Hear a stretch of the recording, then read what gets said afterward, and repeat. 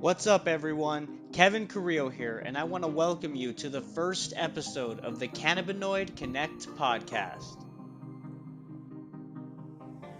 My guest today is Mr. Gene White, who is the co-founder of PureLabs OKC, which is one of 38 DEA-certified testing labs in the United States. Gene White, welcome to the first Cannabinoid Connect episode podcast. How are you, sir? Good. Good morning. Good morning to you. Yeah. So I figured before we jump into anything hemp related, it'd be good to set the stage and let everybody know exactly what your background is, because it's pretty interesting. I mean, you've done a lot of cool things in your life. So I think they called you the trainer to the stars. Is that right? Yeah, because at one time, I've been a personal trainer for almost 35 years, a long time. And at one time, I specialized in motion picture production and actors that were on set. So I was on the set of Silkwood with Meryl Streep, Cher, Kurt Russell, that was made here in Dallas and in Tom Bean. We shot all the nuclear power plant scenes that were supposed to be in Kerr McGee nuclear power plant, where Karen Silkwood was poisoned by the hierarchy there. They put plutonium pellets in her lunchbox. So basically, actually, she got sicker and sicker from radiation poisoning. And so when she died, she was telling everybody she was a whistleblower. She's probably one of the first quote unquote whistleblowers, in that she was telling people, well, when you go to work at the Kerr McGee plant, your life's in danger because you have all this radiation around. So they didn't like it. So they were killing her slowly, which was not good. So Karen Silkwood, so Meryl Streep played her in the movie. And so I worked with her, and it was made at the Las Colinas soundstage. It was the first motion picture ever made there. So I worked with those actors and actresses. Then I worked with Valerie Bertinelli. I worked with basically Tanya Tucker. She was really a sweetheart, one of the nicest country western singers I've ever worked with, just a really great person. And then I worked with Lisa Hart, the Buns of Steel girl. So I was her trainer before she became the Abs and Buns of Steel girl, and then after she got all the videos and everything. So at that time, all I trained was really basically the people that were either movie stars or video stars. So that's why they termed the phrase trainer to the stars. That's incredible. Wow. So I'm sure you've seen a lot in your time doing that. And you're continuing to do personal fitness training. Is that right? Yeah. I was a flight attendant for 8 years. So I flew all over the world. And that's what a job I got after I graduated from Iowa State. So I came down to Dallas, started flying for Braniff, flew all over the world, and then Braniff went bankrupt, and somebody told me about a job that was available at the University Club at the Galleria in their athletic department teaching racquetball. And because I played, I went and interviewed and got the job. And that sort of worked me back into the fitness area. And then from then on, I was a professional racquetball player on tour, and I was the racquetball pro at the International Athletic Club, the University Club, the Downtown Y. So a lot of different places on teaching racquetball and playing professionally. And then after that, that sort of waned, and then people started talking about personal training. So starting then, from now, I've been a trainer for 35 years, and I'm still a trainer. I still have clients in Highland Park, North Dallas. I train them at the clubs Equinox, LA Fitness, in their homes. And so I'm a well-being expert now. And so they consider me a gerontologist. So I've studied doctors like Deepak Chopra, depending on how you pronounce that, Andrew Weil, Dr. Perricone, Nicholas Perricone, Dr. Daniel Amen. I use all of their expertise and research. They're the utopian anti-aging doctors in the world. And I use their information in my presentations to corporate well-being meetings across the state. So Wow. I will train to do that. So when you talk about specifically health and wellness, and let's just jump right into hemp, right? And Yeah. the various cannabinoids that we're starting to discover within the cannabis plant. Was that kind of a natural transition to kind of start looking into CBD, CBGA, which is a new cannabinoid that's out there? And was that kind of a natural fit for what you were already doing in health and fitness? It was. There's a couple, Sandy Shaw and Dirk Pearson. They wrote Life Extension, and they were at one time they had double degrees. They're very, very brilliant individuals, and they did a supplement program. So I'm always learning and reading. In my business of well-being, you have to read a lot every day because new information comes about. So I followed their program for a number of years. In the book that they have, Life Extension, they were really one of the very first ones that got in the term like the the vitamins that really have, they're called free radical scavengers. So they're antioxidants. So basically they did a lot of research starting then. And so I sort of followed them for a while. So reading, actually in the last 5 years, that's when the CBD and CBGA and CBN started coming into fruition, in that people started to investigate cannabinoids. And there are a number of therapeutic factors to those cannabinoids. And that was in 2015 is when that research was starting to be done, you're saying? Yeah. The thing about hemp is that when hemp the Farm Bill was huge. Right. That was signed in what, 2018? Yeah, 2000. Because it had been negotiated from probably 2015 to 2018. And then because the research of any controlled substance, especially under Schedule 1 like it was, right, very difficult. I mean, wow, even the people that had the DEA's blessing it's really hard to do research on that. And when it actually was put into the Farm Bill and became legal and dropped from Schedule 1, that's when you see the research just explode. And that's when you saw, like CBD places now, I mean, you can see one on every street corner. I mean, it's amazing how many of those that there are now. Right. Yeah. Because then they started saying, okay, this is cannabinoids. There's like 140 that you can research that are there.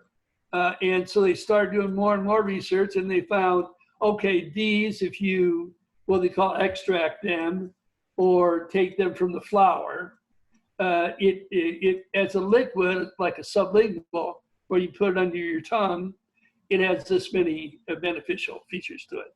And so it's been quite dramatic.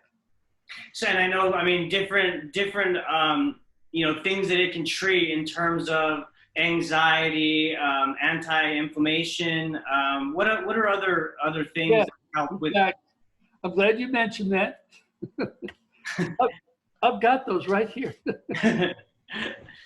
You came prepared. CBD, it reduces the frequency of epileptic seizures, which a friend of mine that we hope to have on in the future, as a matter of fact, has done research on that at Baylor Medical Center. So it has anti-seizure features to CBD. It eases chronic pain, inhibits symptoms of cirrhosis. It reduces the risk of heart disease, eases anxiety and paranoia, and then actually comes in the direction, like if an individual was to have cannabis or medical marijuana and they had too much THC, you could actually take CBD after that, and the anxiety that was produced by too much THC will be completely lowered then. So it is a very good thing to have on. So it counteracts if you had too much THC level. Wow. Brings you right down to normal. It'd be really good to have. Well, that's good to know if a dad or a mom or a grandpa or grandparents take too many edibles, too many THC edibles, you can always, take more CBD to. If they jumped into the edible market, I would definitely recommend some CBD pills next to them. It stimulates the formation of new and healthy cells. That's good. Reduces the risk of cancer. That's a good one.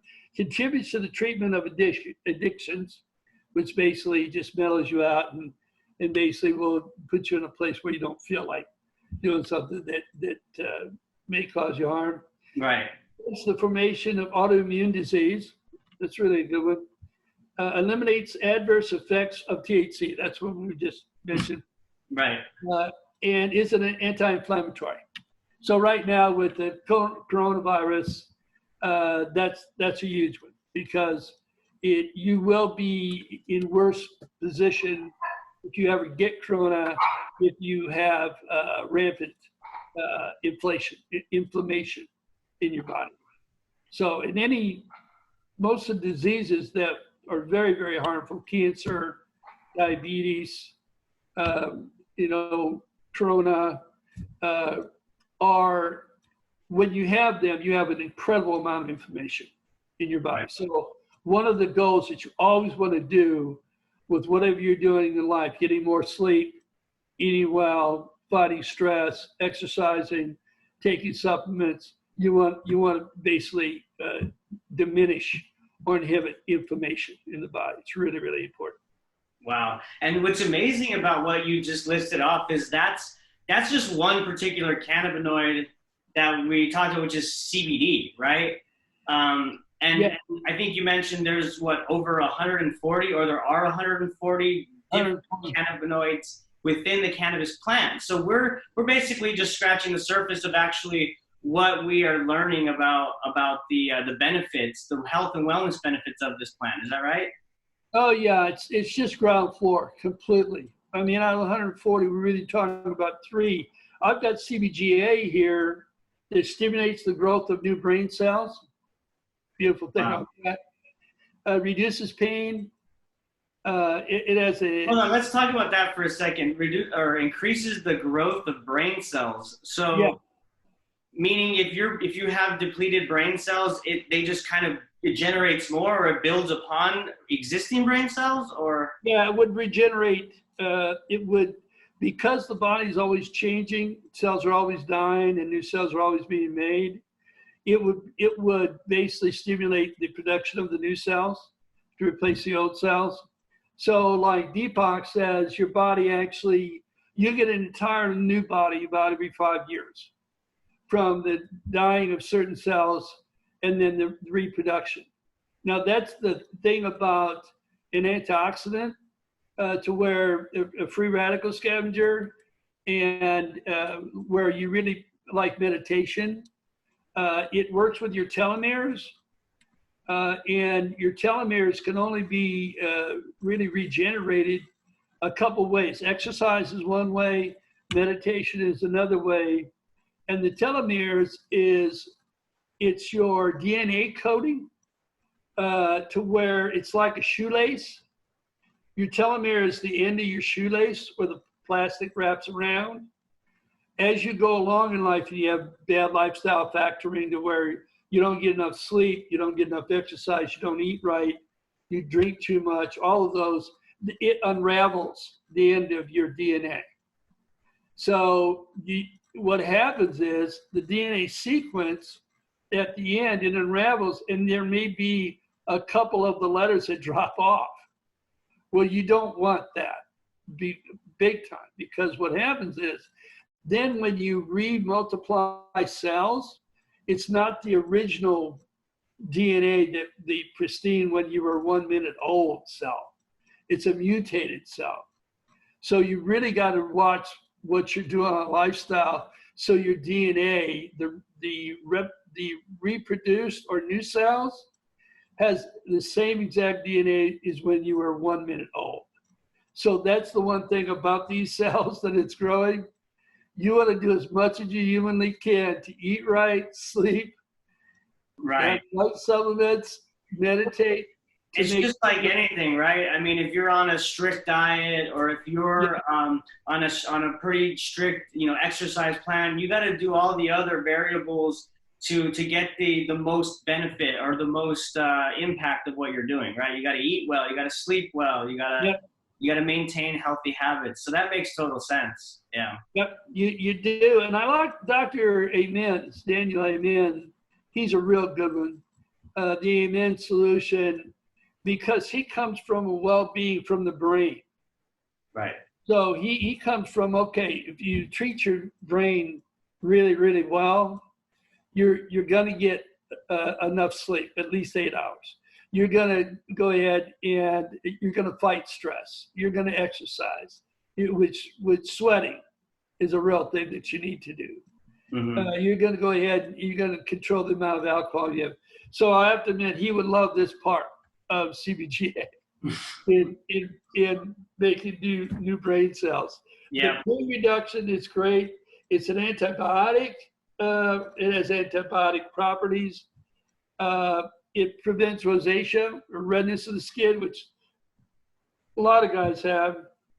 Inhibits tumor formation. That's huge. Wow, yeah. And promotes bone growth.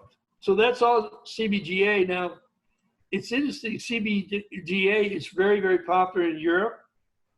It has been for about the last 6 years. More so than CBD, would you say? Yes, more so than CBD. The thing about our USDA, and this is the one thing about, I'll get into the testing in relationship to USDA. The one thing the USDA is that it's extremely slow. So whatever we have usually for therapeutic levels that's tested or has to be okayed, which most of them do, Europe has it much quicker than us. That's a plus or a minus. So you want to have, you want things where you say this is safe. It is very safe. Europe is a little bit more progressive in that they say, okay, we see these properties, let's do this, and then it's out there. So you do find that there's a number of things in Europe that have been there for, a number of years that just get to us. And CBGA is one of them. I think CBGA may eventually definitely take over CBD as far as. Having said that, would you say that overall in researching and learning about the cannabis plant and the 140 cannabinoids included within that plant, that they're further ahead in their research than the United States? I think that they may be, especially Israel has done an incredible amount of research on the cannabis plant. They're one of the leading heads of this research in the world. And I do find that they dispense that through Europe first. And then we get it. And of course, the one thing that it was before, and we're sort of finding it right now, is that we had a lot of funding for research.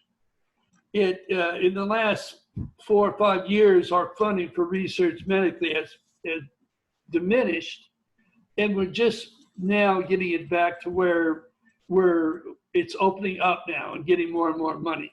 But that's one of the reasons why we have had a lot of things come out in the United States that were worldwide, where it just came out here was the money that was put into R&D. And now they actually have a little bit more money than we have in that arena. Right. Well, it seems it's a good segue to talk about specifically the United States and how the market is responding to these new CBD products and combining them with health and wellness. It seems like the market is just still trying to find itself, right? I mean, you see CBD being applied in energy drinks and all this kind of stuff. And then you have, CBD in the health market. I mean, I work out at a gym here in Dallas, and, on their screens, they're promoting health CBD products, right? So Yeah. Where do you see it kind of, when the dust settles in the next couple of years, where's all this heading to? Well, I think that it's heading to the dropping of cannabis from Schedule 1. That's huge right there. When that happens, and we look at that about a 4 or 5 year length, maybe even 3. Once that does, because the whole thing is about the research of the 140 odd cannabinoids, is that no one wanted to touch it because it was a cannabis plant. Because it is. Hemp is cannabis. It's the same exact plant. The only reason it's either hemp or it's cannabis is the THC level. So if you have less than 0.3% THC, delta 9 of dry weight of a plant, it's hemp. If you have greater than 0.3, it's cannabis. So it's an arbitrary position.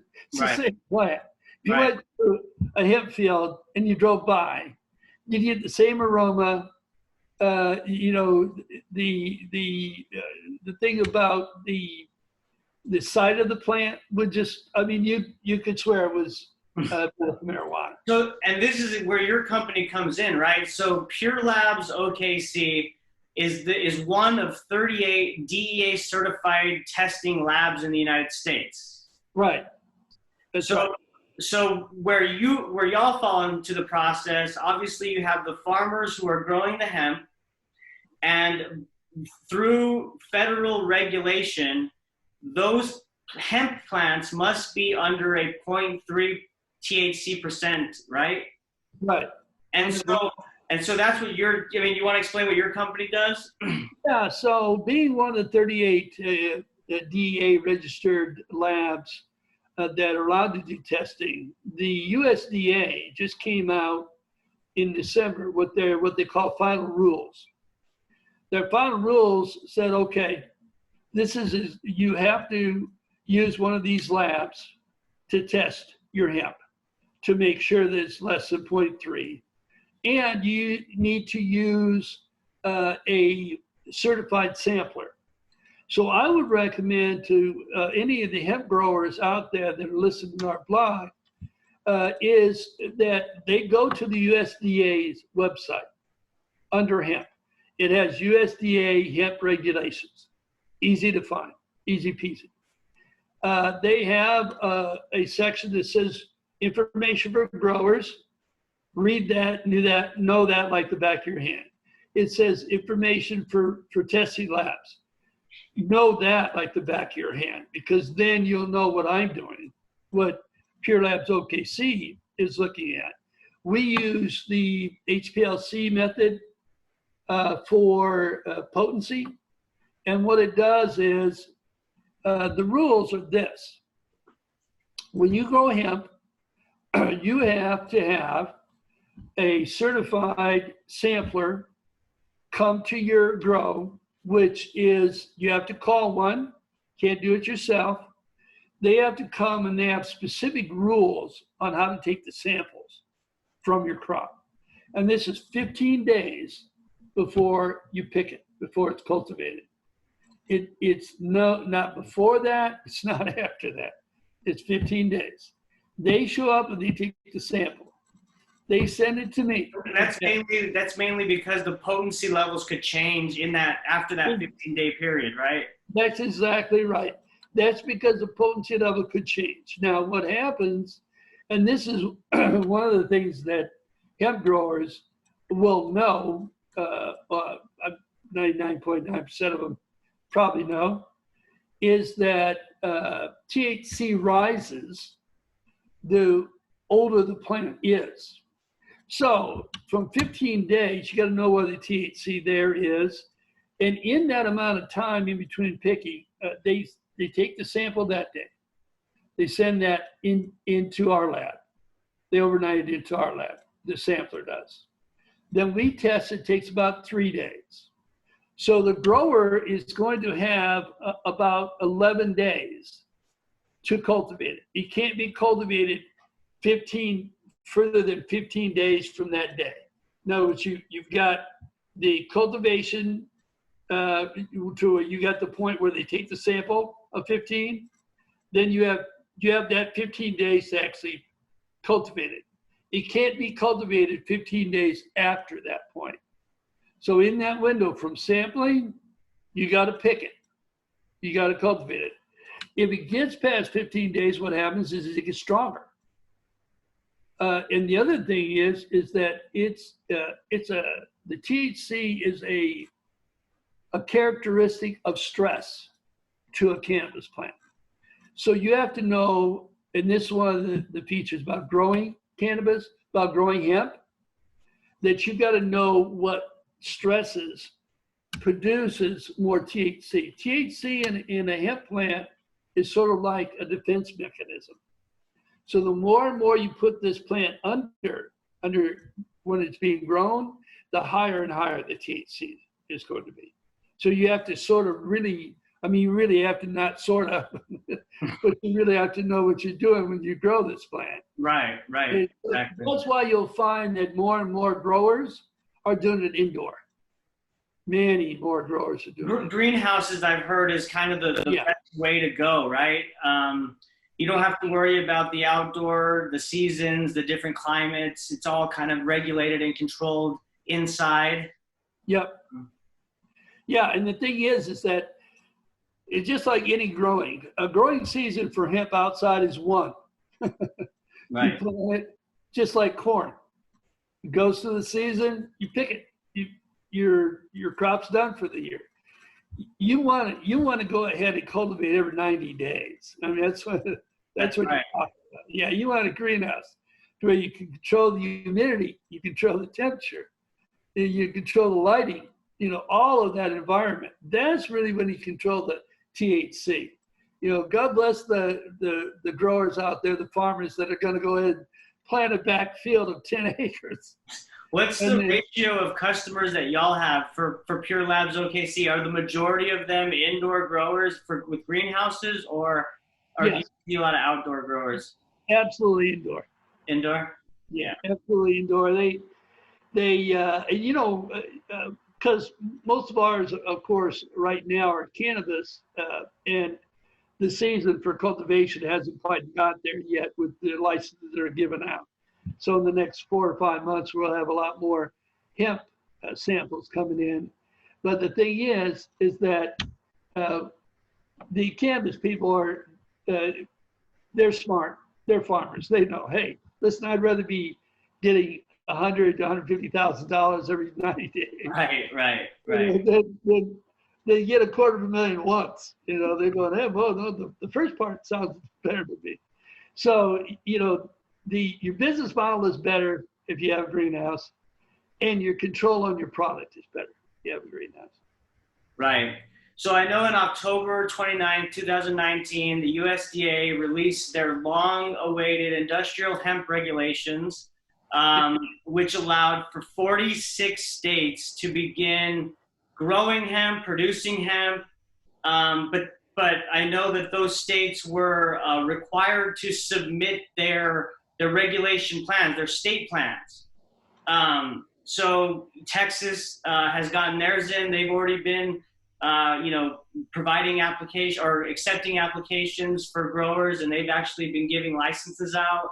I read that Florida, their federal was just approved. Their federal plan was just approved. So we're starting to see more and more states move on this, right?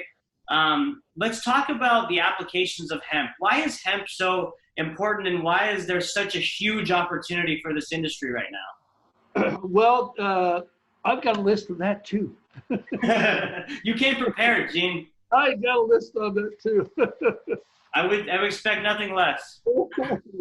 So, hemp, being that it's just a crop that's available for any farmer to grow, right? So you basically decide, okay, either you like the product that you're probably growing, a sweet corn. I'm an Iowa guy, and I know, I'd be in favor of somebody planting so many acres of sweet corn, although it's a little bit of a harder crop to grow because it's mostly for human consumption. but you have to evaluate, what you're going to get from the crop as far as per acre, right? Mm-hmm. And you can get 1,000 pounds of hemp per acre. Now, that's quite a few pounds. And you can get $40 to $50 a pound. Now, that's pretty, you've got to look really hard to find a crop that will give you $40,000 to $50,000 an acre per crop. It's I don't know, it's got to be gold or something. So the beneficial properties of that, and like I say, I've got this list. Number one, hemp can be used for food. That is one of the interesting things, hemp seed. So it's very nutritional as far as the amount of protein and fiber it has in it. So people are using it and they're sprinkling it on their salads. In fact, I'm going to start doing that. I haven't done that yet, but it sounds like it has sort of a nutty flavor to it, but it's a real good protein source. So hemp seed, it'd be used for that. It's really being looked at very closely now for cattle feed.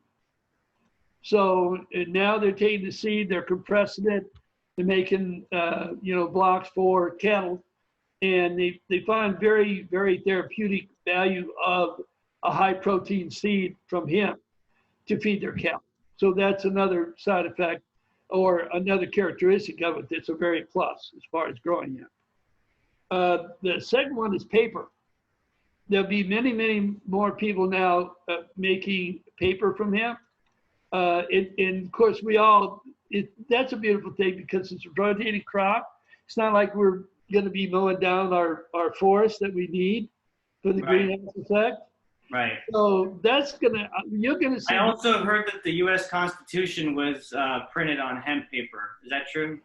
Yeah, the hemp, the Constitution, the first American flag was printed on using hemp cloth. Yeah. Wow.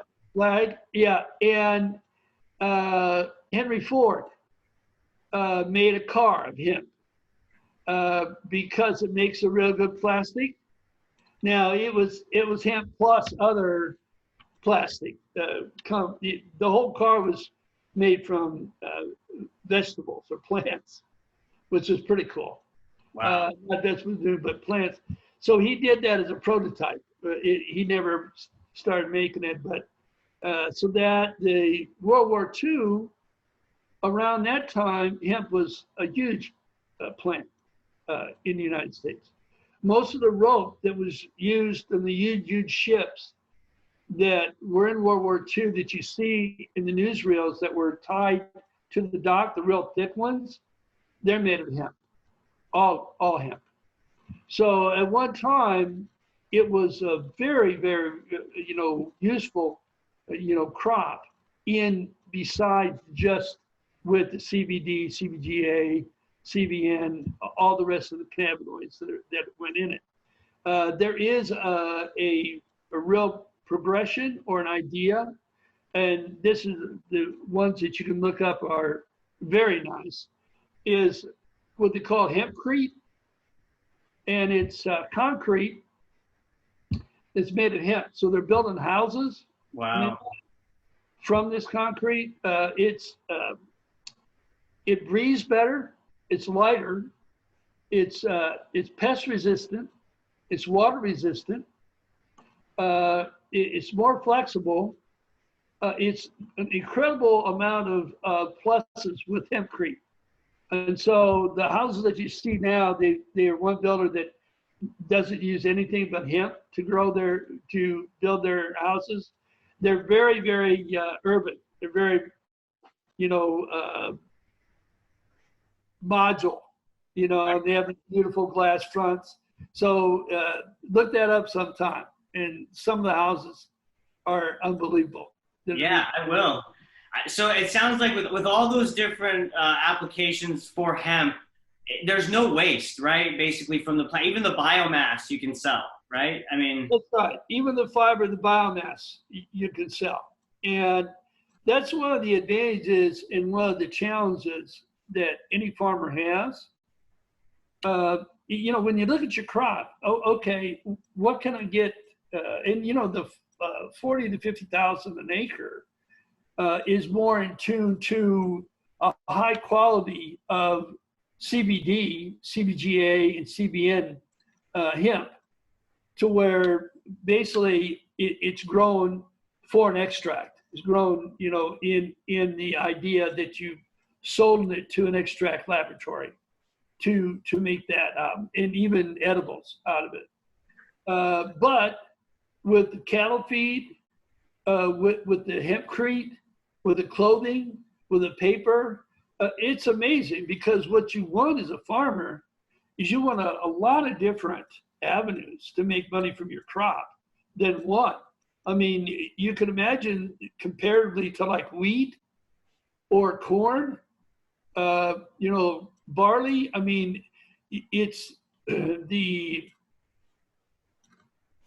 revenue generating areas or characteristics to this one plant are really far exceed the other one. So that's why I think that you're going to see more and more farmers throughout the United States. There are states now still, I believe South Dakota has, even though it was in the Farm Bill, they've even still made it illegal. The states can do that. Another state, I believe it's Utah, where it has to be 0 THC. Well, it's a cannabis plant. Right. It's going to have some THC. It might have 0.0004. And they go, oh, there you go, that 4 number in there. And so they say it has to be like 0% THC. But the real key to this whole thing, and this is very exciting about the hemp plant, is once the cannabis plant drops from Schedule 1, you need to be in this space. I mean, this is exciting to be in this space now.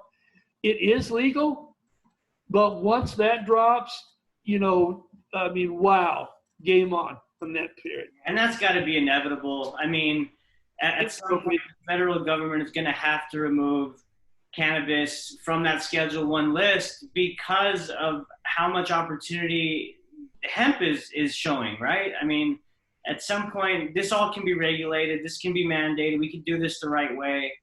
States are starting to prove that and show that, like even like in Texas, how the state plan was approved. Yeah, it'll happen. It will happen. It will happen. And that's very exciting for the world in general, because 140 cannabinoids. And we're really only talking about 3. I mean, seriously, this could be in the next 40 cannabinoids. We could have another 20 that make these look like beginner cannabinoids. Right.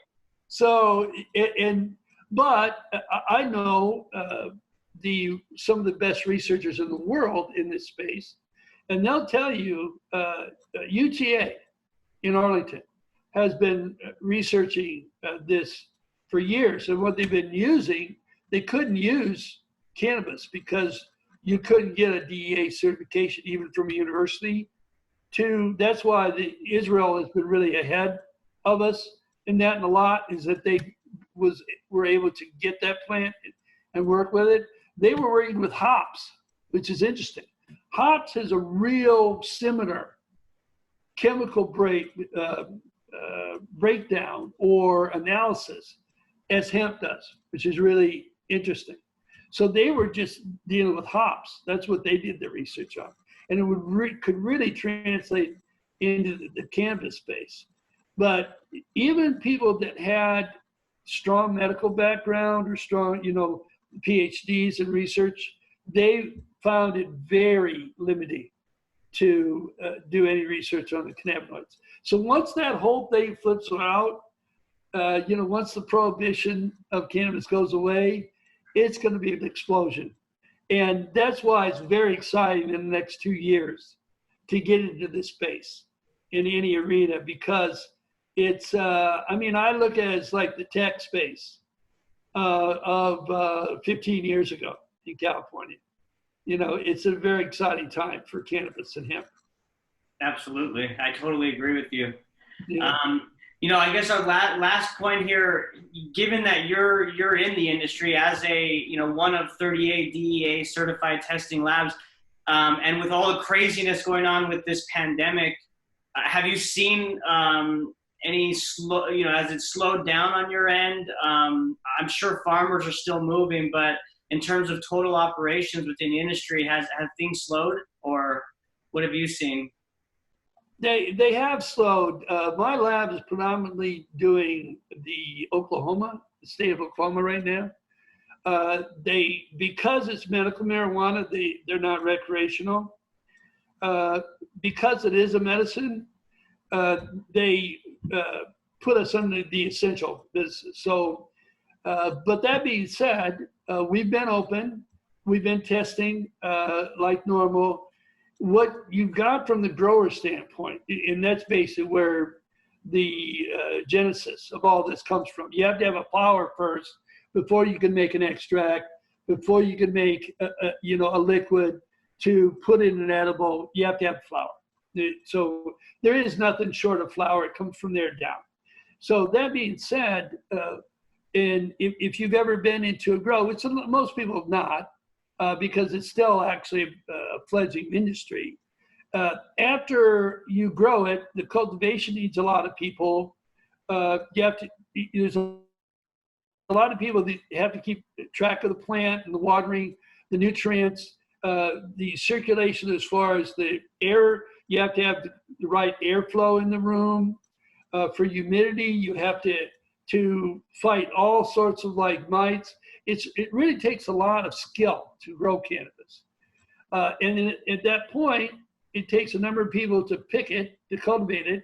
It has to be hung up and dried, and it has to be trimmed. Trimmers, you have people that just have that job, and they don't do anything but that. And they make pretty good money at that. And they just go around. Well, a number of them they're just not going to go out. They're going to be saying, listen, because there's a shelter-in-place situation in Corona, I'm going to go ahead and stay in. So I'm sure that we have seen that at PureLabs OKC, in that we have fewer people calling, testing, and we know that's the case. We don't know, statewide that's the situation, because all of them are under the essential to where they can stay open. But yes, we do find that it's slowing down. And the thing about that is we know that once we can get people back to where they feel comfortable with what's going on, as far as more and more businesses are across the United States, even though when they're opening, they're keeping distance between people. They're not shaking hands right now. You really have more than 10 people, maybe 15 in one place at one time. So it'll slowly get back, and we'll get back to normal, especially when we get a vaccine for it, which we will. But it has been slowed right now to a certain extent because of the overall. Yeah, no, that makes sense. I joined a webinar the other day with Hemp Industry Daily, and they were throwing some stats out. A lot of it, made sense in terms of online sales being up, as opposed to, store traffic or foot traffic going into stores due to this shelter in place. But also they said that month over month from March to April, that there was even a spike in CBD products, and that just speaks to the testament of the cannabinoid helping with anxiety, or stress, and alleviating that inflammation that people may have, or what have you. So there's a lot of telling signs of how this medicine works, right? Especially in times like this. So yeah, it is, and that's an interesting point that you have. And if we were California has some interesting things that aren't in Oklahoma. In California, you can get your cannabis delivered to your door. They don't do that in Oklahoma. So the interesting part, what you just mentioned, is because of anxiety and because people are home more, they'd like to go ahead and have the medicine there. And imbibe a little bit more. They have time to do it. They're in the house, right? But they don't want to go out and get it. They don't want to go into the dispensary and get it. They don't want to put on their mask and get it. Mm-hmm. So California, I bet, maybe even had a spike that was longer, because when they were shelter in place and go, I'm going to just call like Uber Cannabis, and have them delivered on my front step.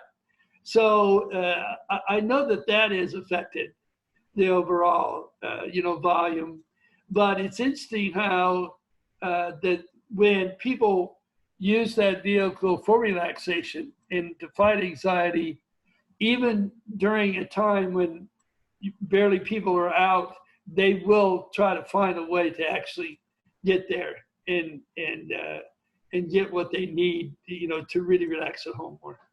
Absolutely. I mean, anything that is healthy that will help during these crazy times, I'm all for it. You know what I mean? Yeah. And anything that's therapeutic, that because I know how beneficial these cannabinoids are, anybody that goes in the direction of CBD, CBGA, medical marijuana, I'm THC sensitive, so I would have to have some CBD around. In the dispensaries in Colorado that I've been in, it's interesting because they'll tell you, okay, this has CBD equivalent to this THC. I'm a little bit to where, okay, the CBD, make that a little bit higher. Right. Yeah. You don't want to get too high there, especially in Colorado. They got some strong stuff out there. Yeah, and the thing is some of the people have gone crazy and it loves the THC. They want 20, they want 25, they want 30%. You get that high THC, it's really, that's a very unique product. You better be used to. And heaven forbid you put any of that closely into an edible, because boy, you better have some CBD there after you imbibe with that.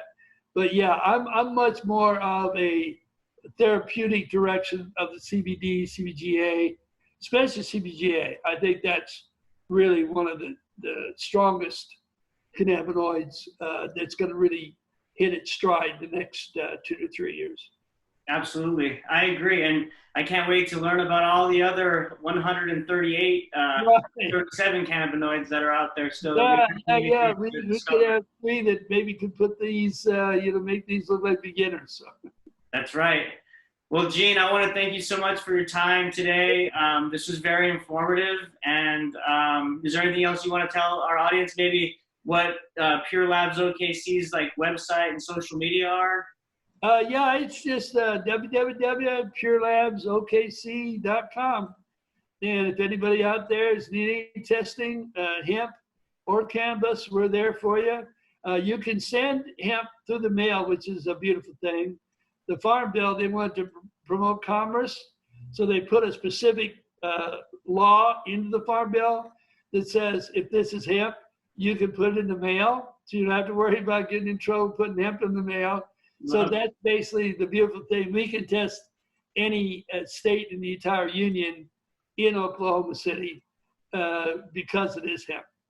So, dial us up, and I just look forward to the future. And if you ever need me again for another blog, just let me know. Awesome, Gene. Well, thank you so much, okay? Bye, all. Okay. Thank you.